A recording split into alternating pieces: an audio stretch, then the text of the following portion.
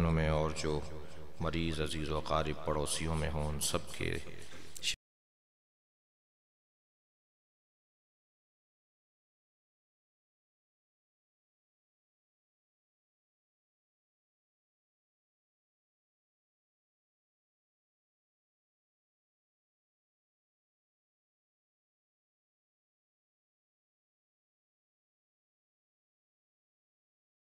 एक मरतबा फिर अपने मोहतरम सुनने वालों के सामने तिलावत किया। परवरदिगार आलम इरशाद फरमा रहा है, वमल्लाहु युरीदु ज़ुल्मन लिल आलमीन, अल्लाह आलमीन में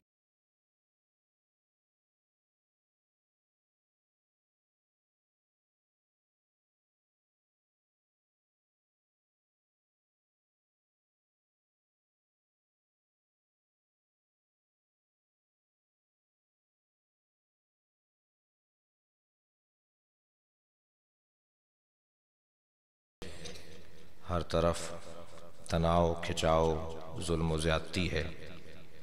कोई किसी तौर खुशहाल दिखाई नहीं दे रहा। ख़ास तौर पर इस्लामी दुनिया, मुसलमान मुमलिकतें और मुस्लिम बिरादरियाँ मुसलसल हर रोज़ बरोज़ परेशानियों में मुब्तला होती चली जा रही हैं।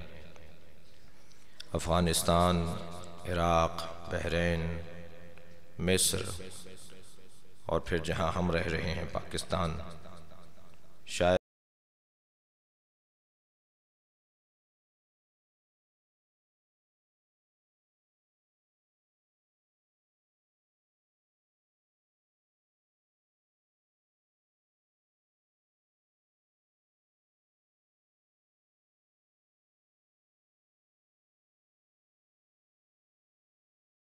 उसका एक बड़ा सबब इस्लामी निज़ाम को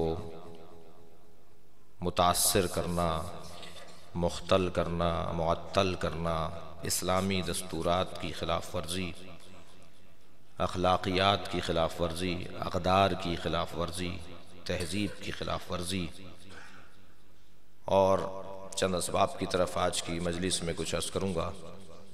हर तरफ बेचैनी है, सब परेशान हैं और हमारा मौज़ू ख़म्सा भी अदल का उन्वान था और जिसको बयान करते हुए आज एक मंजिल देना चाहता हूँ ताकि कल एक और उन्वान से आप मजालिस को सुनेंगे। इंसान जहाँ भी अदल होता है वहाँ सुकून पाता है और जहाँ नाइंसाफ़ी होती है वहाँ बेचैन हो जाता है। और इंसान की फितरत का हिस्सा है कि जब उसे बेअदालती दिखाई देती है तो वो बेचैन हो जाता है। सालिम फितरत चीख उठती है, सालिम फितरत पुकार देती है कि ये क्या हो रहा है। किसी को बताने की ज़रूरत नहीं होगी, किसी सनद की और किसी तहरीर के आने की ज़रूरत नहीं होगी कि यहाँ नाइंसाफ़ी है और वहाँ इंसाफ़ है। ख़ुद माशरा बताएगा, ख़ुद लोग बोलेंगे कि यहाँ अदल है, यहाँ इंसाफ़ है।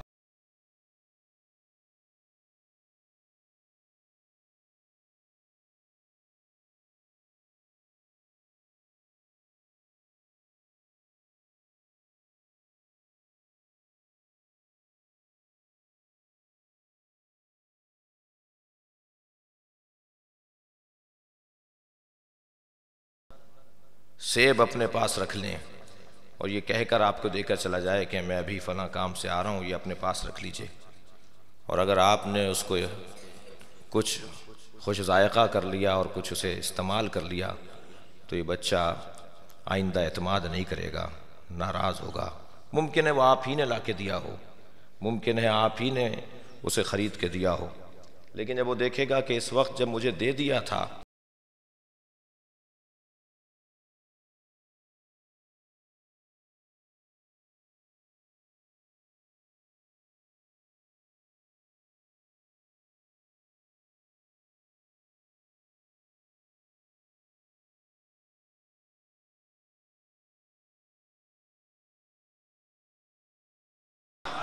और बहरहाल किसी की तरफ से, कोई बाबुल इल्म फाउंडेशन की तरफ से या जामतुल मुंतज़र की इंतज़ामिया की तरफ से किसी पर पाबंदी भी नहीं है कि वो तबर्रुक लेकर आ जाए। तो ये भी कोई पाबंदी नहीं है। इंशाअल्लाह इस बात की तरफ मोमिनीन किराम भी, ये मैंने अपने हिस्से से कहा है, मुझे किसी ने कुछ कहा नहीं है, मुझे नहीं मालूम तबर्रुक होता है या नहीं होता, लेकिन ये ज़रूरी नहीं है कि हमेशा जो बानी है वही तबर्रुक लेकर आए। तो सलवात भेजे मोहम्मद वाले मोहम्मद।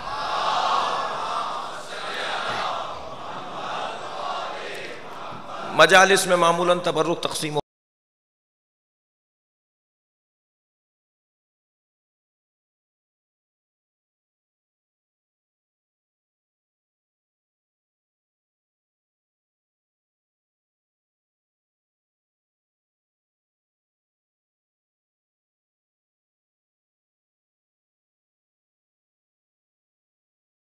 जैसे ही किसी ने देखा कि किसी को 2 दे रहे हैं और किसी को 3 दे रहे हैं और किसी को 1,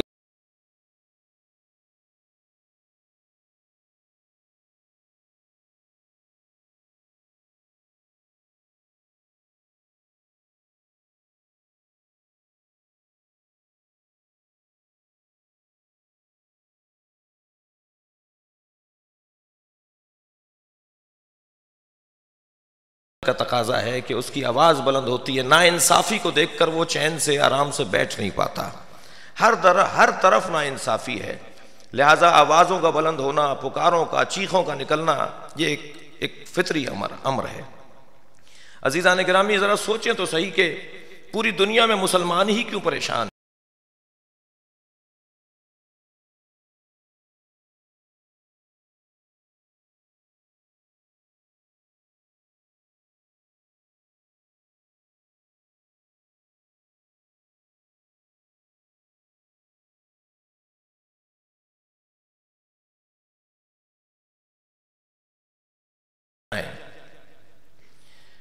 कुछ ऐसी चीजें हैं जिनकी वजह से नाइंसाफी है, कुछ ऐसी बातें हैं जिनकी वजह से बेअदालती है, कुछ ऐसी चीजें हैं जिनकी वजह से जुल्म है।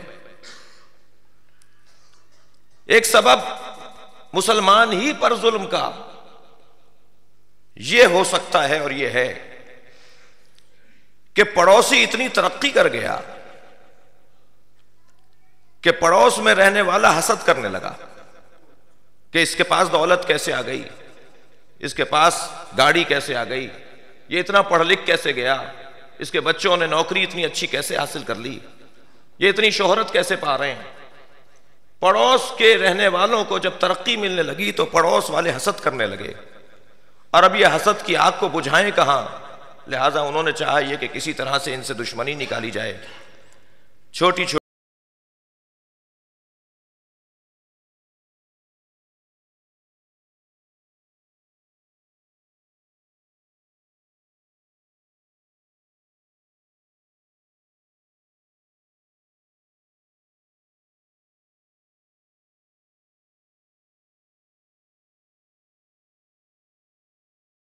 मिन फज़ले, कुछ लोग ऐसे हैं कि जिनको अल्लाह ने अपने फजल से अता किया है उनसे हसद करने लगते हैं। मेरे छठे इमाम फरमाते हैं नहनो महसूदून, हम ही वो है जिनसे हसद किया जाता है। सलवात भेजे मोहम्मद व आले मोहम्मद।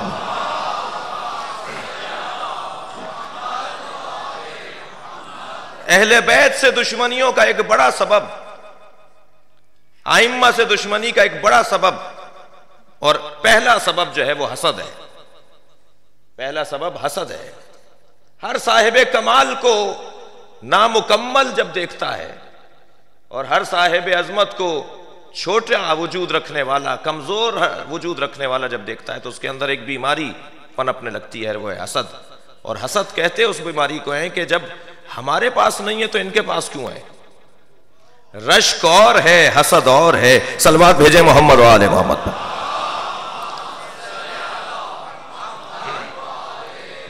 जिसे इस्लामी तालीमात में गिब्ता कहते हैं, रश्क, गिब्ता। लिहाजा रिवायत है कि जब जन्नत में फरिश्तों के साथ हजरत जाफर तैयार और हजरत अब्बास परवाज करेंगे, इसलिए कि इन दोनों के बाजू कलम हो गए थे अल्लाह की राह में, अल्लाह के दीन की राह में, दीन की अजमत में इन दोनों के बाजू कलम हुए थे। परवरदिगार आलम इन दोनों को जन्नत में पर अता करेगा और फरिश्तों के साथ ये परवास करेंगे। तो मासूम इरशाद फरमाते हैं जब अब्बास जन्नत में परवास करेंगे तो अहले जन्नत उन पे गिब्ता करेंगे, शोहदा उन पे गिब्ता करेंगे, रश्क करेंगे, कहेंगे काश ये मकाम हमें भी नसीब हो गया होता।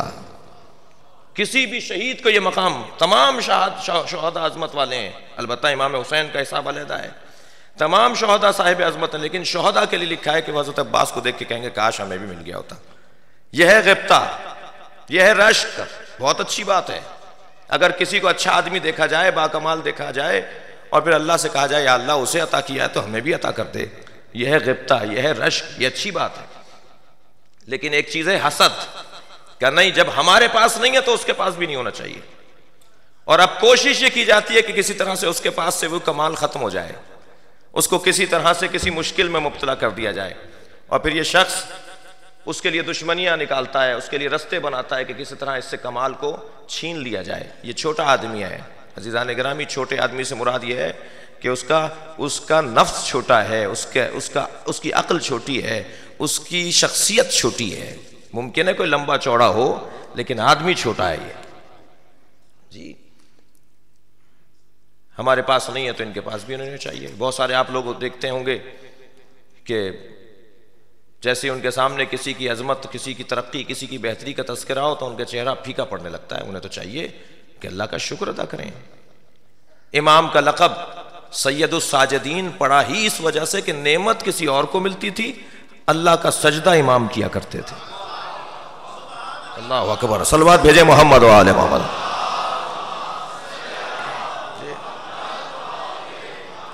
जब मालूम होता था कि फला को अल्लाह ने नेमत अता की है तो इमाम सजदा शुक्र करते थे, या अल्लाह तेरा शुक्र है किसी मोमिन को तूने नेमत अता की है। कितने बड़े लोगों के मानने वाले हैं, मेरा कोई मतलब नहीं, मुझे कोई गरज नहीं कि वो मुझे जानता या नहीं जानता, मेरे पड़ोसी को मालूम है या नहीं, नेमत किसी और को मिले और शुक्र हम उसकी तरफ से अदा करें। कितना बड़ा आदमी होगा फिर ये, कितना वसीयत दिमाग और वसीयत जहन होगा, कितना बड़ा दिल होगा इसका। बहुत सारे लोगों को आपने देखा होगा, बल्कि यूं कह लूं कि अक्सरियत गुफ्तगू से ये लगता ही है कि अपने आप को ज्यादा अक्लमंद समझते हैं। अच्छा जुमला है जनाब काज़मी साहब मरहूम का, अल्लाह उनकी मग़फ़िरत करे, इस मजलिस की रौनक होते थे।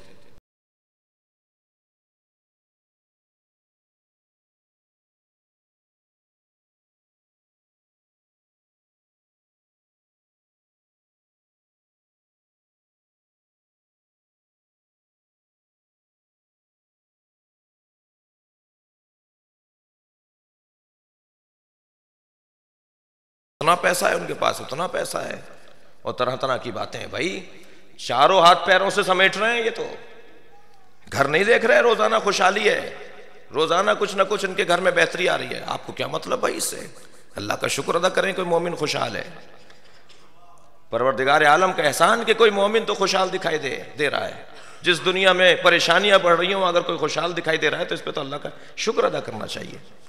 यह हसद एक सबब दुश्मनी का, मुसलमानों से दुश्मनी का, सरबराहान इस मुसलमानों के सरबराहों से दुश्मनी का एक सबब हसद है, खास तौर पर अहले बैत इस्मत उतारा से। दूसरा सबब यह हो सकता है कि पड़ोसी को इतना तंग किया इस पड़ोसी ने, इतनी अजियतें पहुंचाई कि अब वो बदला लेने पर उतर आया। उसने कहा अब हम भी तुमसे बदला लेंगे। यानी अजीजान गिरामी, मुकाबला और मुसाबका और दर हकीकत बदला लेने वाली कैफियत। लेकिन यहां पर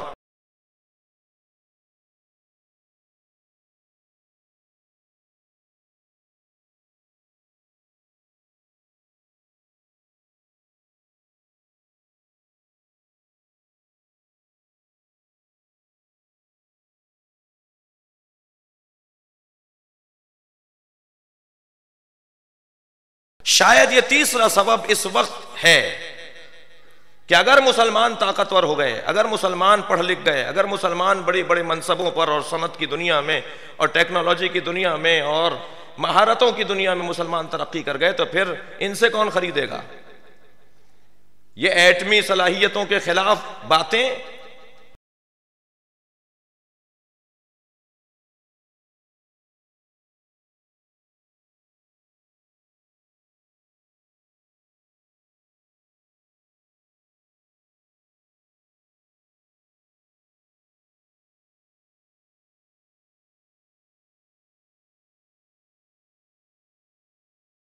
क्योंकि वो वाबस्ता हैं, क्योंकि वो दोस्त हैं, वो कहां छोड़कर जाएंगे, वो वैसे ही हमारे मोहताज हैं, वैसे ही महकूमी की उनकी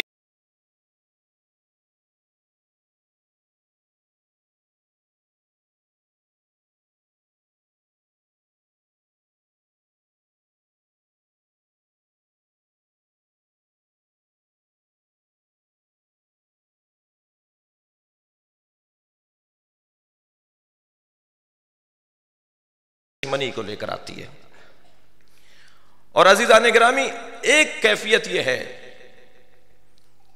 कि गलतियों पर गलतियां,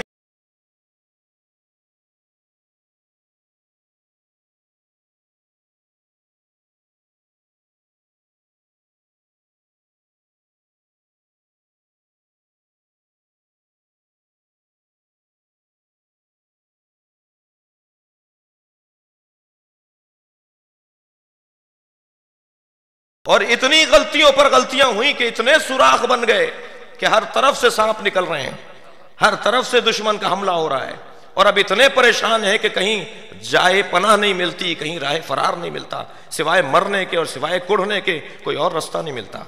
मैं समझता हूं ये चौथा सबब एक गालिब सबब है, एक बड़ा सबब है। इस्लाम दो तसव्वुर वाला इस्लाम दुनिया में है। इस्लाम के दो तसव्वुर हैं। एक वो इस्लाम जिसकी बुनियाद दीन पर है, धर्म पर है, अकीदे पर है, यकीन पर है, तवक्कुल पर है, अक़दार पर है, तहजीब पर है।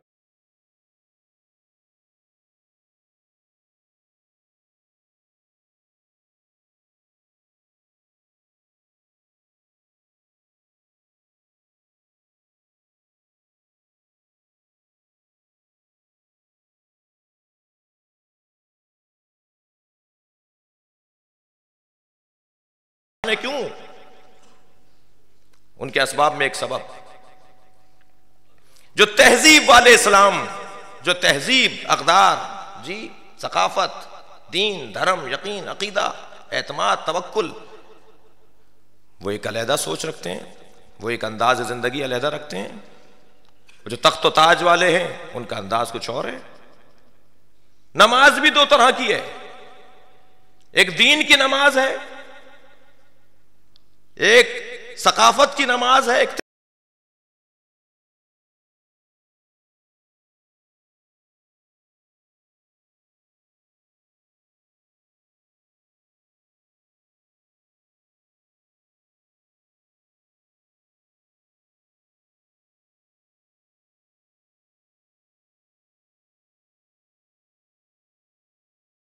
नमाज के लिए भी जगह अपनी होनी चाहिए। कपड़े जो पहने हुए हैं, किसी और का माल खाकर तो कपड़े नहीं बनाए।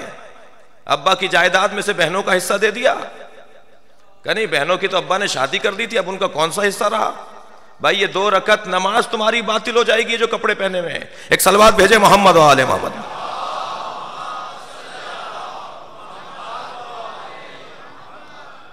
जी। तवज्जो है बात की। बहुत बड़े मजमे में बैठा हूं लेकिन कोई हूं भी नहीं है, कोई हां भी नहीं है।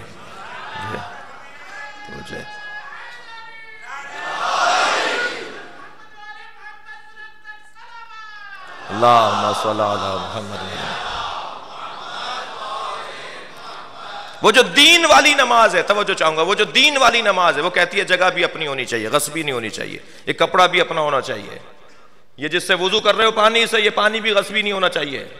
मोटर चलाते हो, टैंक भरते हो, बिजली का बिल अदा नहीं करते, कुंडे से बिजली चल रही है, वुजू ही बातिल, न्याज नजर ही बातिल।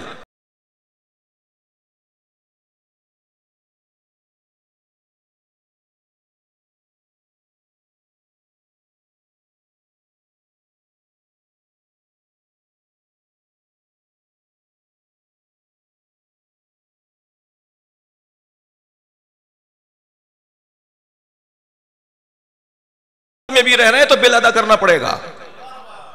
जिस निजाम में आप रह रहे हैं उस निजाम को आपको मानना पड़ेगा। निजाम ठीक कीजिए। चोरों को हटाने के लिए चोरी नहीं की जाती। सलवात भेजे मोहम्मद वाले मोहम्मद।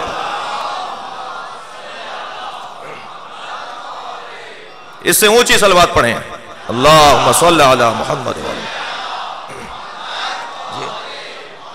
वो दीन वाली नमाज कितना हमें पाबंदियां लेकर आ रही है। और वो जो इख्तिदार वाली नमाज है, वो जो तख्तो ताज वाली नमाज है, अजीजा ने गिरामी, नमाज बड़ी अच्छी होगी मगर ये 4 रकत पढ़ा देंगे सुबह की नमाज।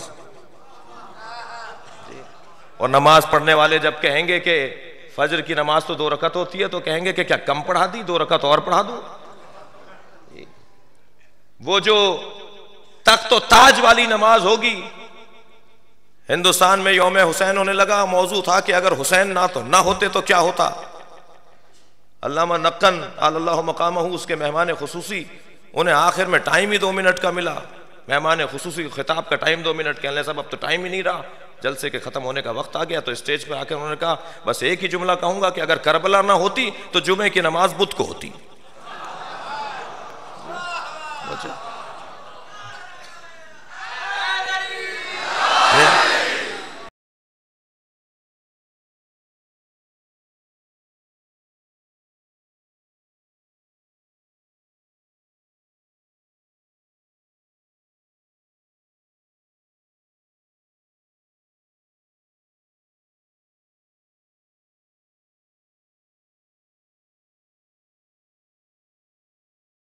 जंग के अंदर मेरे मौला ने मुसल्ला बिछा दिया, तो इब्ने अब्बास ने कहा, मौला इतनी खतरनाक लड़ाई हो रही है और आप फरमा रहे हैं पहले नमाज पढ़ेंगे। हजरत ने फरमाया, इस नमाज की खातिर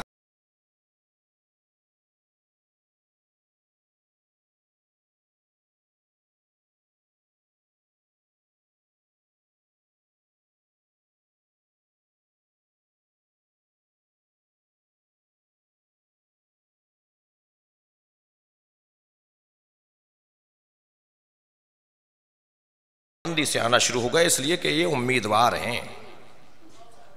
तवज्जो है, इसलिए कि भाई अगर मॉडल टाउन के मोमिनीन ने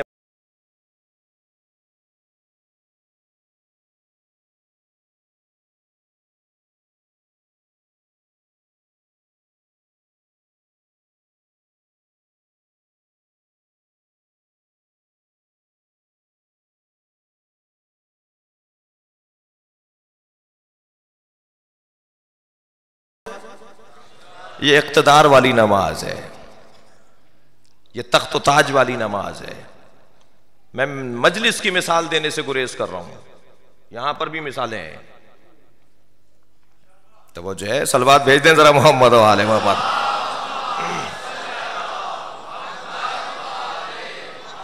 तो 2 तरह के तसव्वुर शुरू से रहे, 2 तरह के अंदाज शुरू से रहे, दीन, धर्म, यकीन, अकीदा, तवक्कुल, तहजीब, अक़दार, तख्त और ताज, ये वाली नमाज। मुसलमान का अजीब मिजाज था कि इसने जब हुकूमत बनाई तो कहा कि इस्लाम सरबुलंद हो गया, और जब हुकूमत गिरी तो कहा इस्लाम शिकस्त खा गया, इस्लाम कमजोर हो गया।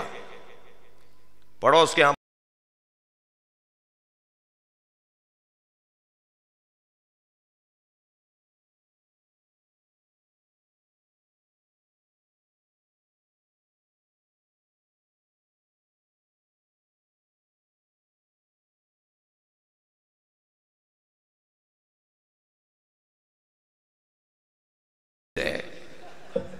इस्लाम तो जी ये है और वो है।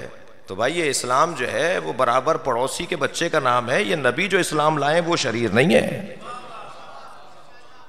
ये नुकसान नहीं पहुंचाएगा, ये फसाद नहीं पहुंचा रहा, ये दहशतगर्दी नहीं पहुंचा रहा।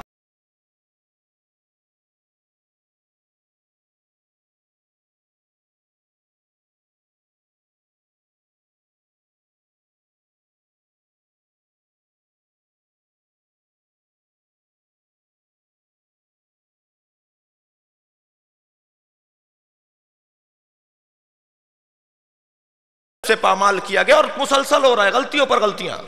भाइयों की गलतियों को सीधा करने के लिए एक और गलती, कह दो कि मेरा भाई नाअहल है, कह दो कि मेरा अजीज जो है उसने गलती की है, ताकि एक आदमी की वजह से पूरा माशरा, पूरा समाज नुकसान में ना जाए। तवज्जो मेरे साथ है।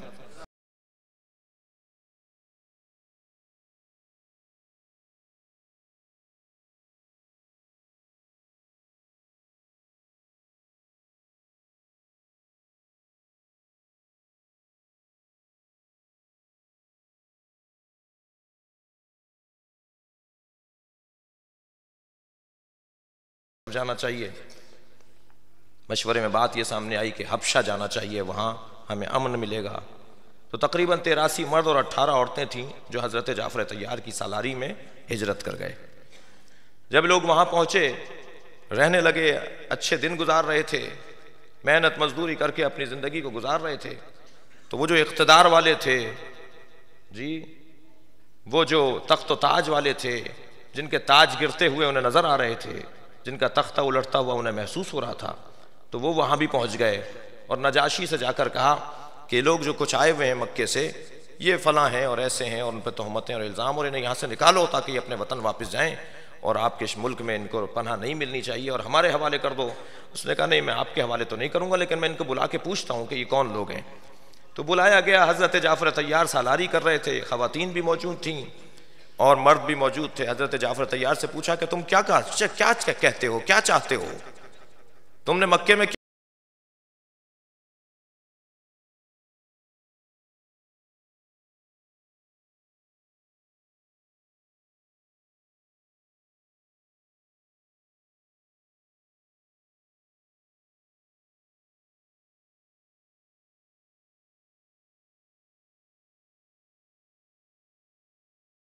थी, कोई कानून नहीं था हमारे माशरे में, कोई दस्तूर नहीं था, कोई निज़ाम नहीं था, कोई उसूल नहीं था, कोई तहजीब नहीं थी, कोई सकाफत नहीं थी।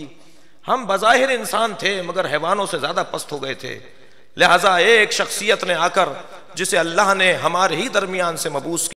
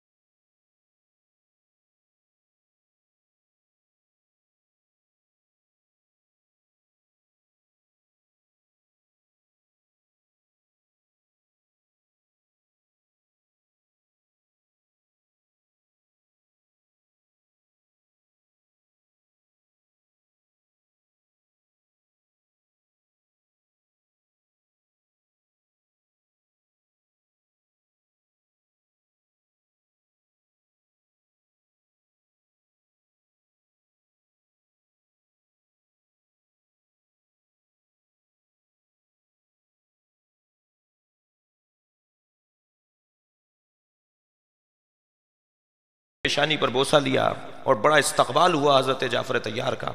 तो उन्होंने क्या तारुफ दिया इस्लाम का, इस्लाम का तारुफ, इस्लाम का सही चेहरा हज़रत जाफ़र तैयार ने वहां हबशे में दिया। लेकिन एक मर्तबा ये इस्लाम, ये अंदाज, ये तरीका कि लोग इसे उकताने लगे कि जो इस्लाम दे रहे हैं, जो कुरान पढ़ रहे हैं, जो नमाज पढ़ा रहे हैं, उनका अपना हाल ये है। तो अजीज़ान गिरामी, एक मर्तबा इस्लाम की तस्वीर को बिगाड़ कर, बल्कि अगर यूं कह दूं कि इस्लाम की बोतल में कुफ्र की शराब को जब भर दिया गया, तो फिर नतीजा यही निकलना था कि बदअमनी आम हो जाए, बद तहजीबी आम हो जाए, कुफ्र दर हकीकत रूहों के अंदर उतर जाए, कुफ्र नफ्सों के अंदर उतर जाए और इंसान की फितरत को ख़राब करने लगे। लेकिन अजीज़ों, हमेशा ऐसा ही हुआ है, हमेशा ऐसा ही हुआ है कि जिसका माल होता है उसी को दर्द होता है। इस्लाम एक दवा की मानिंद था, है, इस्लाम एक दवा की मानिंद है। बीमार चीख रहे थे, मरीज पुकार रहे थे, नबी मुकर्रम ने एक दवा दी जिसे इस्लाम कहा जाता है। और जैसे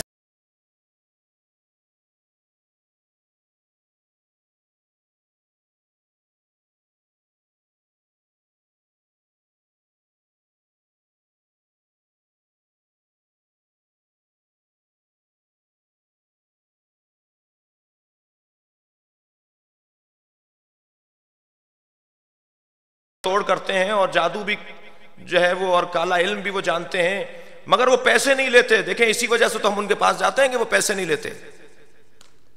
ये मयार नहीं है कि कोई पैसे ना ले। बहुत से लोग पैसे देकर शोहरत बनाते हैं। शोहरत पैसे से ज्यादा कीमती चीज है। बहुत सारे लोग तो पैसा खर्च करते हैं शोहरत के लिए। तो ये कोई मयार नहीं है कि फलां पीर साहब और फलां बुजुर्ग और फलां जो है वो पैसे नहीं लेते और मुफ्त में करते हैं। ये दलील नहीं है। अब इनकी दुकानें बंद होने लगी। जिन्होंने मरीजों को मरीज रखा हुआ था, इस्लाम ने शिफा दे दी, इस्लाम ने सबको सुकून दे दिया, ये परेशान होने लगे। तो अजीज़ान गिरामी,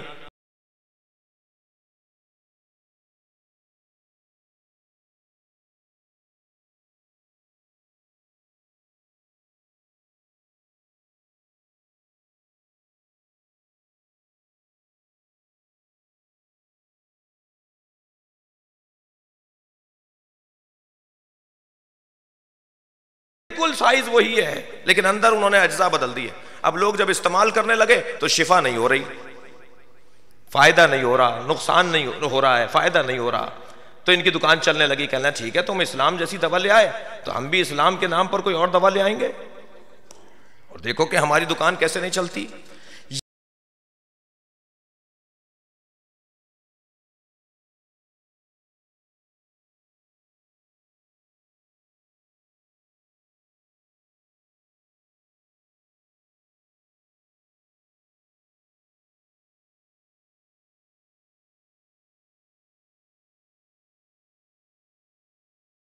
मोहम्मद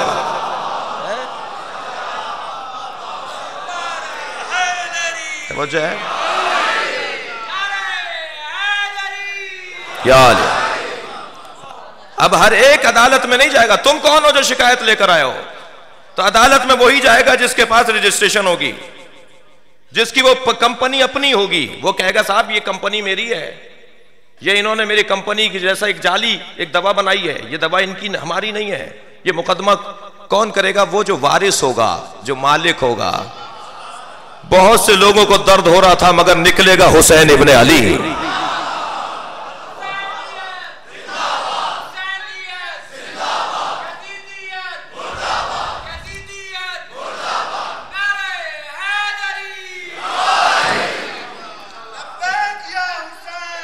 लब्बैक या हुसैन, लब्बैक।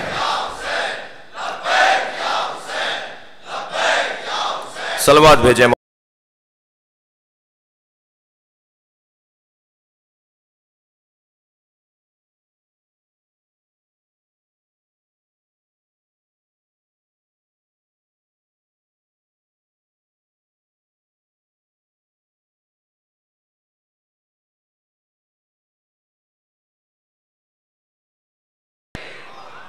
अजीज़ान गिरामी, असल तज्जिया ये है, और गलती पर गलती, मुसलसल गलतियां बढ़ती जा रही हैं। जब नाराज हुए तो अपनी लड़ाई को कह दिया कि ये जिहाद है। तवज्जो है? जिहाद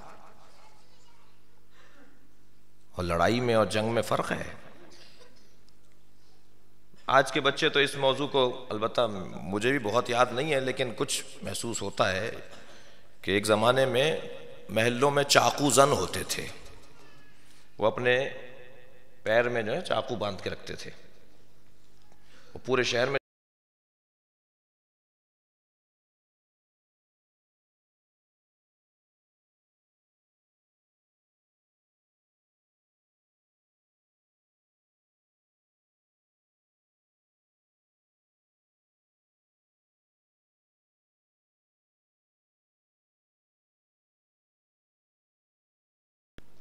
चाकू जन में, चाकू जनी में और ऑपरेशन में फर्क है। तो वो जो है चाकू मारने वाला ना महल देखता है, ना मौका देखता है, ना गली देखता है, ना चौक देखता है, बल्कि जहां उसका दाव लगता है वहां वो हमला कर देता है।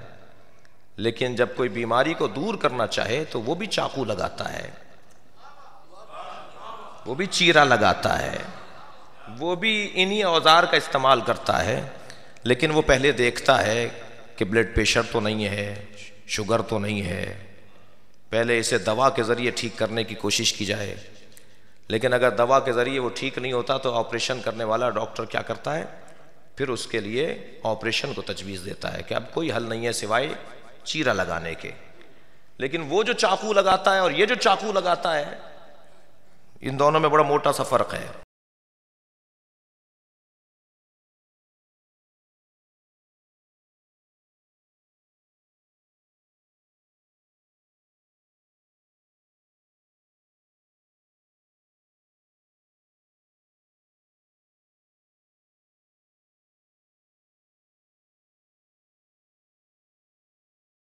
नहीं पैसे बढ़ा लें ऑपरेशन की जगह तो ऑपरेशन की है।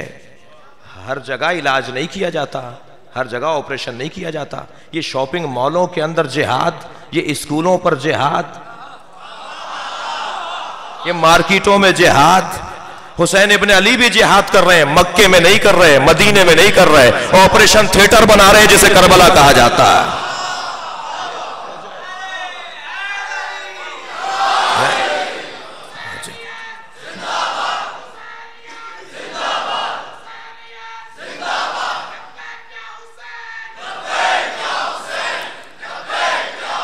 माशाअल्लाह,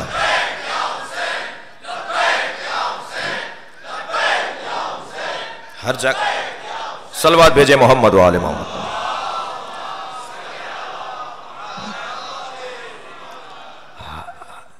ये बाजारों में, होटलों में, मार्केटों में, मस्जिदों पर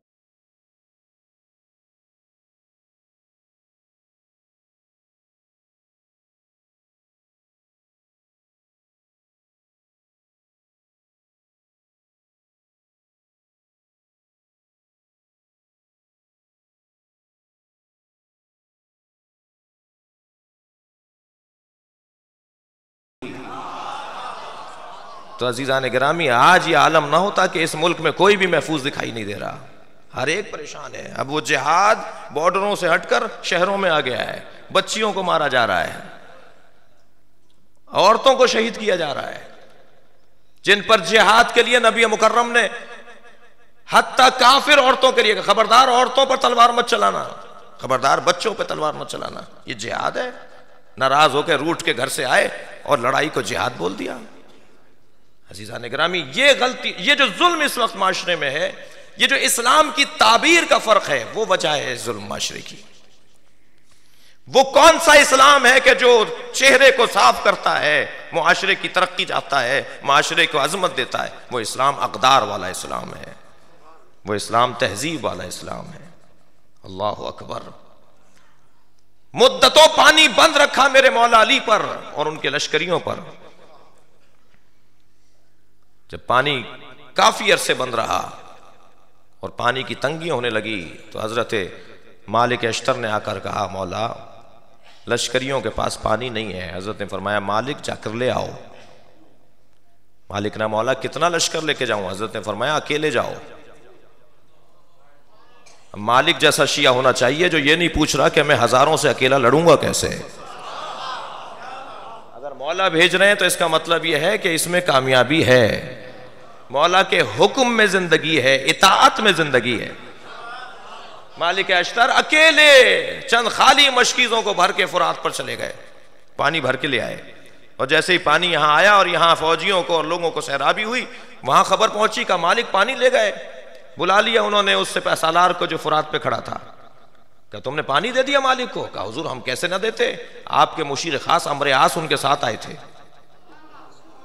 बुला लिया अमर आस को, अमर आस तुम गए थे? कहा, नहीं मैं नहीं गया। कहा, हुजूर आप ही खुद आए थे, अब आप इनकार कर रहे हैं, हम तो वैसे ही नौकर हैं, नौकरों का तो वैसे ही अंदाज कुछ और होता है, हम आपको क्या कह सकते हैं। कहा, अच्छा खबरदार अगर अब अमर आस भी आए तो नहीं देना, इसलिए कि पानी कुछ दिन में खत्म हो जाएगा। कितना ले गए? चंद दिन बाद फिर वही मराला। हजरत ने फरमाया, मालिक जैसे पहले लेकर आए हो ऐसे फिर ले आओ। मालिक अश्तर पहुंचे फुरात के ऊपर और पानी भरा और वापस आ गए। फिर बुला लिया अमीर शाम ने। अब कौन आया था? अमर आस तो यहां थे। कहा, हुजूर आपके बेटे यजीद आए थे और वो कहते इन्हें पानी दे दो। बुला लिया यजीद को जो किसी खैमे में अय्याशी में मुब्तला थे। कहा कि तुम गए थे इनके साथ? कहा, नहीं मेरे पास उनके पास कहां वक्त था। कहा, मैं तो नहीं गया जी, मैं तो नहीं गया इनको पानी दिलवाने के लिए। कहा खबरदार अगर यजीद भी आए तो नहीं देना। अल्लामा बुजुर्गवार नमाजी ने इस बात विलायत में इस वाक़े को लिखा है, ज़ियारत जामिया की शरह लिखते हुए। आयतुल्लाह बुजुर्गवार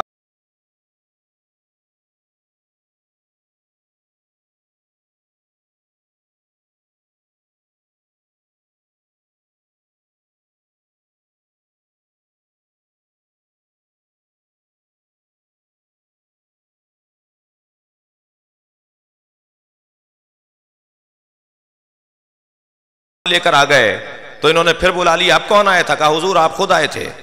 कहा आपने कोई निशानी ली? कहा हमने आपके हाथ से अंगूठी उतरवा ली थी। जैसे ही उसने ये कहा तो इन्होंने अपने हाथ को देखा तो अंगूठी नहीं थी।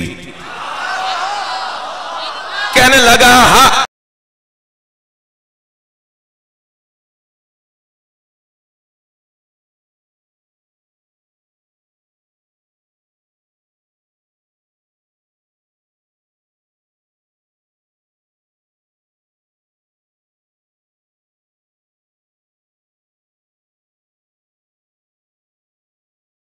और जब मौला के लश्कर ने, मेरी मिसाल अक़दार और इक़्तिदार वाली है, तहजीब और तख्त ताज वाला इस्लाम। तहजीब वाला इस्लाम और है, अक़दार वाला इस्लाम और है, इक़्तिदार वाला इस्लाम और है। अलबत्ता ये गलत फहमी ना हो, इक़्तिदार अगर लुढ़कता हुआ अली और हुसैन के कदमों में आ जाए तो इनसे अच्छा कोई मुक़्तदिर नहीं है, इनसे अच्छा कोई हाकिम नहीं है। इसका यह मतलब हरगिज ना लिया जाए कि इस्लाम का ताल्लुक इक़्तिदार से नहीं है। इक़्तिदार वसीला है, हदफ नहीं है। इक़्तिदार मोहलत है, हदफ नहीं है। लिहाजा मौला भी अगर इक़्तिदार को ले रहे हैं तो इसलिए कि लोगों को उनका हक दिया जाए, जालिमों को रोका जाए, मजलूमों की हिमायत की जाए, इसलिए इक़्तिदार को ले रहे हैं मौला अली। जब मौला के लश्कर ने हमला करके घाट छुड़ा लिया और घाट को आजाद करवा दिया, फुरात को आजाद करवा दिया, तो अब वहां पर मजमा जमा हो गया कि अब वो पानी बंद करेंगे। सब परेशान थे कि क्या होगा, हम प्यासे मरेंगे। तो अमीर शाम ने कहा तुमने अली को पहचाना नहीं? ये हम ही, मेरा जो मैं तो ये हम ही है। अब इसके साथ एक जोड़ लीजिए, ये हम ही है जो पानी रोकते हैं। अली इब्न अबी तालिब पानी बंद नहीं करेगा, तुम देखना अली पानी नहीं बंद करेगा। कुछ देर के बाद मौला के लोगों ने कहा मौला अब हम इन्हें पानी नहीं देंगे, जरा इन्हें प्यासा रहने दिया जाए, तब मालूम होगा कि जंग प्यास में जंग कैसे लड़ी जाती है। मौला ने फरमाया अल्लाह की नेमतों को मैं कौन होता हूं रोकने वाला? अल्लाह ने सबके लिए पानी उतारा है, खबरदार पानी नहीं रोका जाएगा, सब पानी पिएंगे। आप आमादा हैं अज़ादारों? क्योंकि आपका जहन कुछ प्यासों की तरफ चला गया।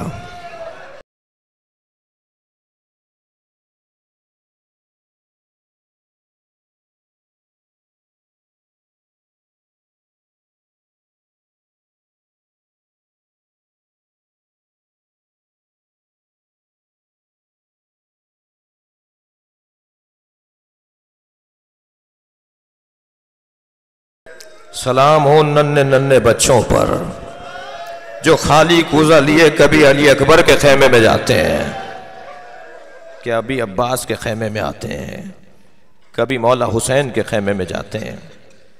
सलाम हो नन्ही सकीना पर, सलाम हो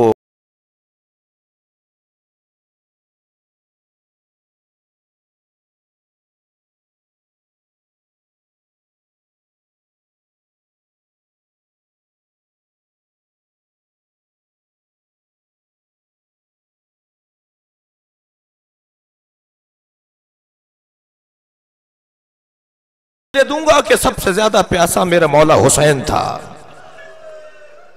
करबला में अजरुकुम अल्लाह, खुदा किसी गम में न रुलाए सिवाय गम अहले बैत के। सबसे ज्यादा प्यासे करबला में इमाम हुसैन थे। दलीलें तो दो से ज्यादा हैं, लेकिन देखें एक दलील ये कि जब इमाम सज्जाद ने इमाम हुसैन के लाशे को दफना दिया और खाक से कब्र को यकसान कर दिया तो अंगुश्ते शहादत से एक जुमला लिखा हादा कब्रुल हुसैन।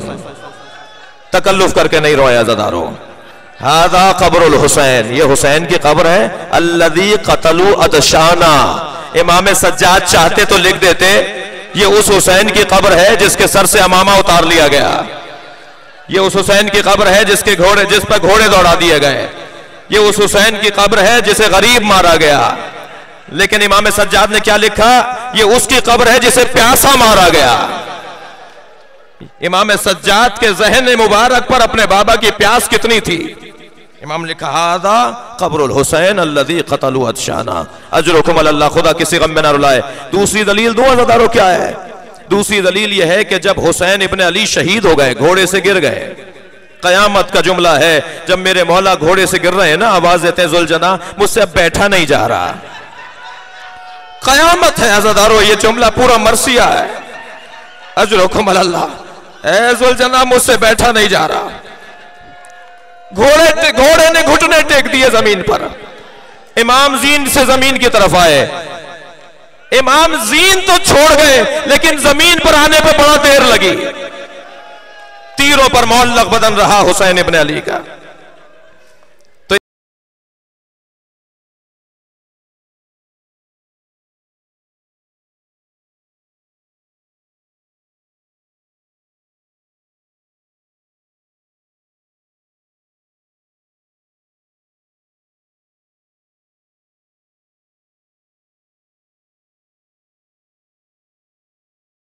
से एहतराम के साथ पकड़ कर ले आओ, ये तबर्रुक के तौर पर रखूंगा। ऐ पिसरे साद, तुझे नबी की सवारी याद रही? नबी का सवार याद नहीं रहा? चंद सिपाही आगे बढ़े जुलजना को पकड़ने के लिए, इसने 80 सिपाहियों को जख्मी किया है। आयतुल्लाह रसूली महलाती ने जिंदगानी इमाम हुसैन में इसे लिखा है, इसने 80 सिपाहियों को जख्मी किया। जब सिपाही जख्मी होने लगे तो पिसरे साद ने कहा इसे छोड़ो, देखो करता क्या है। घोड़ा अपनी हिफाजत में बहुत दूर चला गया था, अपने आप को बचाता हुआ बहुत दूर निकल गया था। लेकिन जब देखा सिपाह पीछे हट रही है, लश्कर पीछे हट रहा है, तो ये पलटकर मख्तल में आया। लेकिन अभी से आने में बहुत देर हो गई थी। हुसैन इब्ने अली का सर मुबारक काट लिया गया था। जब ये मख्तल में आया तो लाशें तो बहुत से थे, मगर ये कैसे पहचाने कि इसके मौला का लाशा कौन सा है? किसी लाशे का सर नहीं था। मैंने मख्तल में पढ़ा ये लाशों को सूंघता था, ये लाशों को सूंघता था, हर लाशे पे जाता था, सूंघता था। ऐसा लग रहा था जैसे अपना फूल ढूंढ रहा हो। और लाशों को सूंघते सूंघते ये इमाम हुसैन के लाशे पर आ गया। इमाम की रगों से खून निकल रहा था। इसने अपनी पेशानी को इमाम के खून से रंगीन किया और जमीन करबला पर ऐसे पैर मार रहा था जैसे मातम कर रहा हो। मातम करता हुआ खैमागाह की तरफ गया। अज़ादारों, आपने बहुत सुना है कि बेटियों को बाप से खास उल्फत होती है। बेटी बाप से खास मोहब्बत का इजहार करती है। ये मैंने मक्तल में देखा है। घोड़ा जब खैमागाह की तरफ गया है तो जनाबे ज़ैनब के खैमे पर नहीं गया। अजरुकुम अल्लाह, अजरुकुम अल्लाह, हौसला करके रोए अज़ादारों, पुरसा दें, आपकी आवाजें बुलंद हैं। जनाबे रबाब के खैमे पर नहीं गया, ये गया है जनाबे सकीना के खैमे पर। और जब वहां जाकर इसने पैर मारे तो बीबी बाहर आ गई। और जब बाबा को नहीं देखा, घोड़ा खाली देखा, तो हुसैन की प्यास कैसी थी? जनाबे सकीना ने आगे बढ़कर एक ही सवाल किया, ये बता मेरे बाबा को प्यासा मारा या मेरे बाबा को पानी पिलाकर शहीद किया? अजरुकुम अल्लाह। एक मंजिल मसाइब और ले लें अज़ादारों, क्योंकि मेरे भाई ने मुझसे हुक्म दिया कि मसाइब एक ऐसे शहजादे के बयान हो। सलाम हो हुसैन के अली अकबर पर। दो जुमले, दो मंजिलें लेनी है, दो मंजिलें लेनी है। सलाम हो हुसैन के अली अकबर पर कि जिसकी प्यास का आलम इतना था कि फरमाया अली अकबर अपनी जबान मेरे मुंह में दे दो। फरमाया बाबा आप तो मुझसे ज्यादा प्यासे हैं। अज़ादारों, जब जनाब अली अकबर का लाशा उठाकर ले आए हैं तो इमाम हुसैन से लाशा उठ नहीं रहा था। बार बार जमीन पर रख रहे थे, बार बार उठा रहे थे। आपने गिरिया कर लिया। एक जुमला सुन लीजिए। किसी ने मदीने में इमाम सज्जाद से पूछा, मौला आपको अपने भाई अली अकबर की शहादत याद है? वाक़या करबला के बाद इमाम सज्जाद से किसी ने पूछा, मौला आपको अपने भाई अली अकबर की शहादत याद है? इमाम ने फरमाया, नहीं, मैं गशी के आलम में था, मुझे अली अकबर की शहादत याद नहीं है। बस मुझे इतना याद है कि मैंने गशी में महसूस किया कोई मेरे तलवों का बोसा ले रहा है। मैंने आंखें खोलकर देखा तो अली अकबर पैर पकड़े बैठा था, मेरे पैरों का बोसा ले रहा था। ऐ मौला अली अकबर, हाथों का बोसा लेते, पेशानी का बोसा लेते, अजब नहीं जवाब आए, इन पैरों में कांटे चुभेंगे, कूफे का बाजार होगा, मेरा भाई अकेला होगा। अला लअनतुल्लाह अला कौम ज़ालिमीन फसयअलमु